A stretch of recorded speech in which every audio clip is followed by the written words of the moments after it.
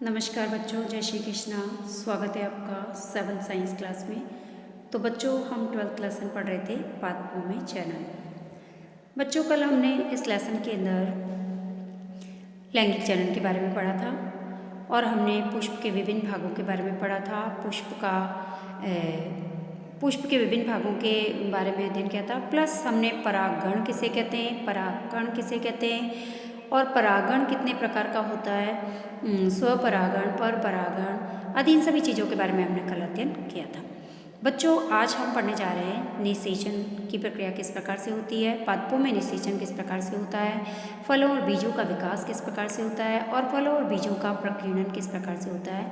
इन सभी चीज़ों के बारे में आज हम अध्ययन करने जा रहे हैं। तो चलते हैं बच्चों हम टेक्स्ट बुक की ओर। देखो बच्चों, आज हम पढ़ने जा रहे हैं निषेचन। निषेचन किसे कहते हैं? देखो, कल हमने ये देखा था कि लैंगिक जनन के अंदर नर और मादा जनक की आवश्यकता होती है और नर और मादा युग्मक जो होते हैं ये आपस में जब मिलते हैं तो नर और मादा युग्मकों के मिलने से इनके संयोग के द्वारा बनने वाली जो कोशिका होती है उसको हम युग्मनस कहते हैं। और ये युग्मनस जो होती है, ये युग्मनस जो होता है इसके अंदर फिर कोशिकाओं की वृद्धि और विकास होता है। फिर जो है कोशिकाओं से उत्तक बनते हैं, फिर अंग बनते हैं, है ना। तो युग्मनस से बनने वाली जो कोशिकाएं होती है वही जो एक भ्रूण का रूप ले लेती है और उसी से एक नए पादप या नए जीव का विकास होता है ना। तो अब हम निषेचन किसे कह देंगे? तो निषेचन का मतलब यह है कि नर और मादा युग्मकों के युग्मन की जो प्रक्रिया है उसे हम क्या कहते हैं? निषेचन कहते हैं, है ना। और युग्मनस किसे कहते हैं? तो युग्मनस नर और मादा युग्मकों के संयोग से बनने वाली जो कोशिका होती है उसको युग्मनस कहते हैं। और नर और मादा युग्मकों के युग्मन की जो प्रोसेस है, जो प्रक्रिया है, उसे हम क्या कहते हैं? निषेचन कहते हैं। और इस युग्मनस से ही जो है फिर भ्रूण का निर्माण होता है और इसी से जो है फल का निर्माण होता है, बीज का निर्माण होता है ना। तो अब हम चलते बच्चों कि किस प्रकार से निषेचन की प्रक्रिया पादपों में संपन्न होती है, इसके बारे में हम अध्ययन करने जा रहे हैं। अब देखिए बच्चों, कल हमने स्व और परपरागण के बारे में अध्ययन किया था। तो देखो यहाँ पर ये परागकण है ना। अब ये क्या है हमारा? ये अंडाशय है। कल हमने स्त्रीकेशर के बारे में अध्ययन किया था। ये अंडाशय है ना, जिसके अंदर ये नीचे वाला भाग जो होता है अंडाशय कहलाता है। इसके अंदर बीजाणु होते हैं और ये पतला जो भाग होता है जिसकी नेकनुमा पतली गर्दन होती है इसे कहते हैं वर्तिका और ये ऊपर वाला चौड़ा भाग जो होता है वर्तिकाग्र कहलाता है। कल इसके बारे में हमने अध्ययन किया था। ये स्त्रीकेशर है ना, अंडाशय है ये। और ये नर युग्मक है परागकण जो परागकोश के अंदर पाया जाता है। जब ये वायु के द्वारा, जल के द्वारा या किसी कीट के द्वारा जब ये स्त्रीकेशर के वर्तिकाग्र पर पहुंचता है तो ये वर्तिकाग्र पर जाकर और यहाँ पर ये अंकुरित हो जाता है अनुकूल वातावरण मिलने पर। अब जब ये यहाँ पर अंकुरित हो जाता है तो ये एक परागनली बनाता है। देखो ये परागनली बना रहा है ना। अब ये परागनली जो होती है धीरे धीरे विकसित होती हुई अंदर पूरी अंडाशय तक पहुँचती है। ये देखो अंडाशय तक पहुँचती है ना। ये क्या है? परागनली है। ये क्या है? परागकण है। अंकुरित होता हुआ परागकण जब वर्तिकाग्र के अंदर प्रवेश करता है तो ये वर्तिकाग्र से होकर, वर्तिका से होकर के और अंडाशय तक पहुंचता है। ये देखो यहाँ पर दिखाया है, ये अंडाशय तक पहुंच रहा है। अब ये जो अंडाशय होता है, कल हमने इसके बारे में पढ़ा था कि जब अंडाशय को हम खोलते हैं तो इसके अंदर बीजांड पाए जाते हैं। इसके अंदर मादा युग्मक होते हैं, है ना। और परागकण जो होता है ये अपने साथ नर युग्मक लेकर आता है और अंडाशय जो होता है इसके अंदर मादा युग्मक होते हैं। तो नर और मादा युग्मक आपस में मिलते हैं और इनके मिलने से युग्मनस बनता है। नर और मादा युग्मक के मिलने से इनके संयोग के द्वारा बनने वाली जो कोशिका होती है उसको हम युग्मनस कहते हैं। और यही युग्मनस, ये प्रोसेस जो है क्या कहलाता है? निषेचन कहलाता है। ये प्रक्रिया क्या कहलाती है?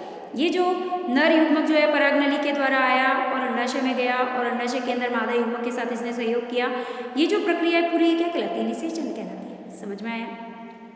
अब ये जो युग्मनस होता है धीरे धीरे इसकी कोशिकाओं में वृद्धि और विकास होता है। धीरे धीरे जो है कोशिकाएं जो होती है फिर उत्तक बनाती है और फिर भ्रूण का निर्माण होता है और ये भ्रूण जो होता है फिर जो है बीज में परिवर्तित हो जाता है और इसी से फिर फल बनते हैं। समझ में आया?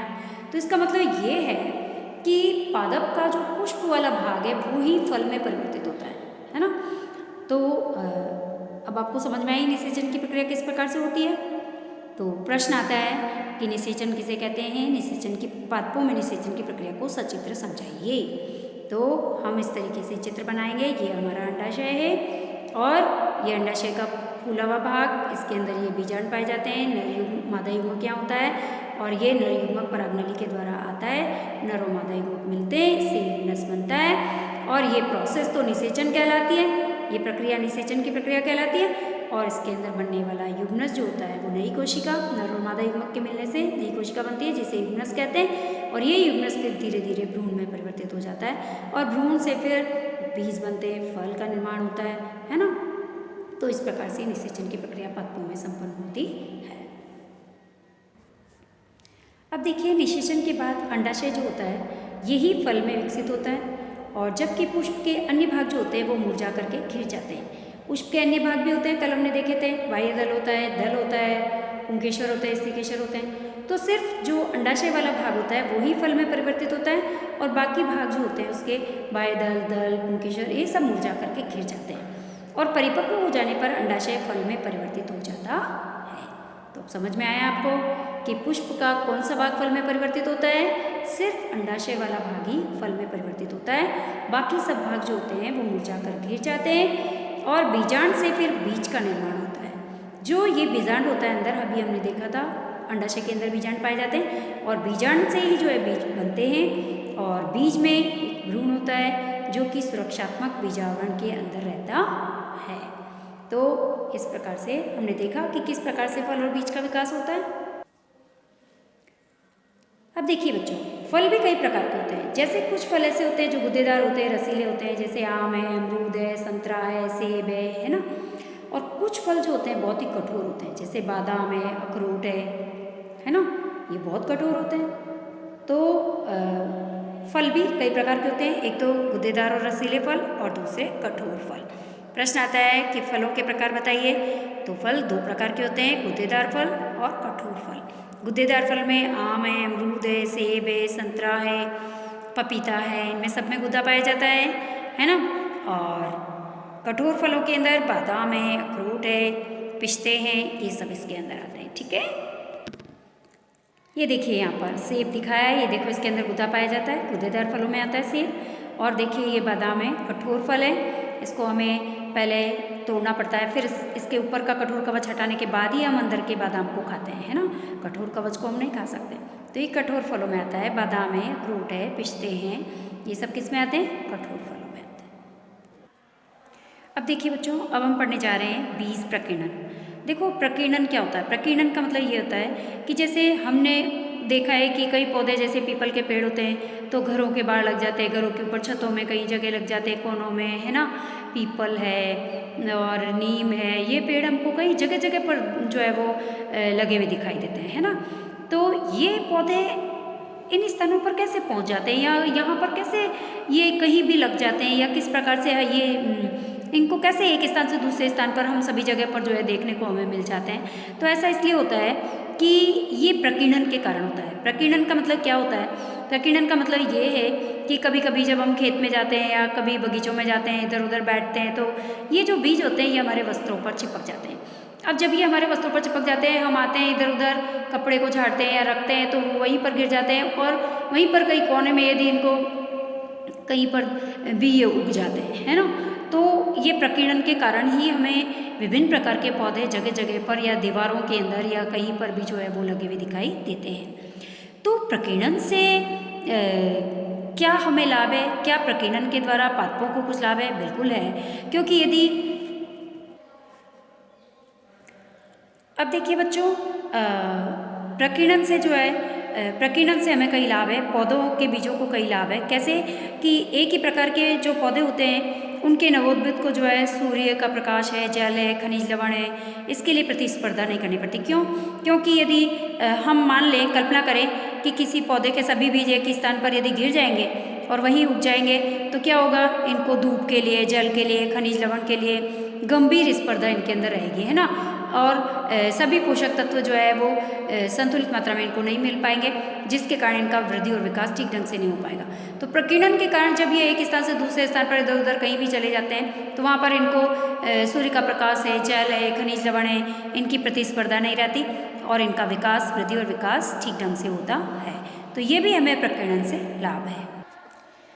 अब इसके साथ साथ जब ये बीज प्रकीर्णन के कारण एक स्थान से दूसरे स्थान पर चले जाते हैं तो ये नए आवासों में अपनी पकड़ बनाने में भी समर्थ हो पाते हैं, है ना, और वहाँ इनको सभी पोषक तत्व भरपूर मात्रा में भी मिल पाते हैं। तो इसीलिए प्रकीर्णन जो है प्रकीर्णन ठीक है ना, प्रकीर्णन हमारे लिए लाभदायक भी है, बीजों के लिए लाभदायक है और पौधों की वृद्धि और विकास इससे अच्छे से होता है।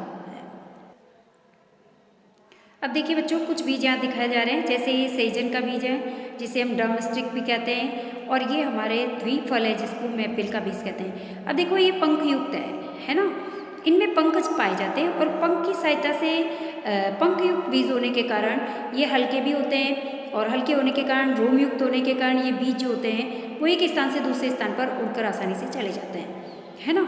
और कुछ बीज ऐसे भी होते हैं जो कि जिनका प्रकीर्णन जल के द्वारा भी होता है ना, जल के द्वारा भी प्रकीर्णन होता है। ऐसे बीजों और फल के आवरण जो होते हैं स्पंजी होते हैं, तंतुमय होते हैं, है ना, ताकि वे जल में आसानी से तैर सके, और इनके ऊपर जो है पंख पाए जाते हैं जिसके कारण ये वायु में अच्छे से उड़कर एक स्थान से दूसरे स्थान पर चले जाते हैं, और अनुकूल वातावरण मिलने पर वहीं पर ये जो है वो अंकुरित हो जाते हैं।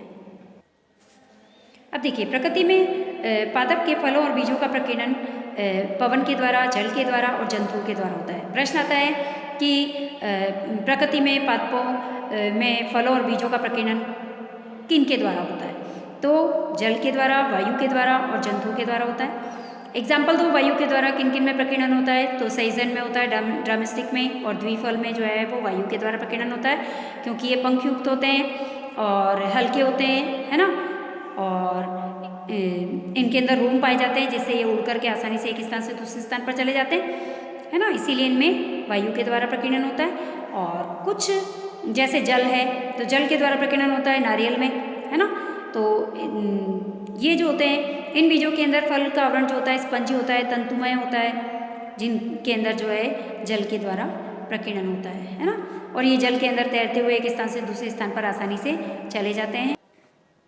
उदाहरण के लिए नारियल में जल के द्वारा प्रकीर्णन होता है, और कुछ बीज जंतुओं के द्वारा भी प्रकीर्णन होते हैं, विशेष रूप से कांटे वाले। आपने देखा है हुक जो होता है जहाँ भी जाते हैं, जेंथियम जिसे बोलते हैं हम, कांटों वाला होता है, जहाँ भी जाते हैं हमारे चप्पल में चिपक जाता है, हमारे कपड़ों में चिपक जाता है, कहीं पर बैठते हैं गार्डन में कहीं पर भी तो, और वो जब हम घर पे आते हैं या कहीं भी आते हैं तो हम उसे उतार कर इधर उधर फेंक देते हैं, फिर अनुकूल वातावरण मिलने पर वो वहीं पर अंकुरित हो जाता है। तो ये जंतुओं के द्वारा जो है प्रकीर्णन हो गया, है ना। प्रकीर्णन का मतलब कि बीजों का एक स्थान से दूसरे स्थान पर जल, वायु और जंतुओं के द्वारा जाना और अनुकूल परिस्थितियां मिलने पर वहीं पर अंकुरित हो जाना, ये क्या कहलाता है? प्रकीर्णन कहलाता है ना। तो इस प्रकार से हमने देखा, और भी एग्जाम्पल्स हैं, जैसे यूरेना है, जेंथियम है, इनमें भी जो है जल के द्वारा प्रकीर्णन होता है।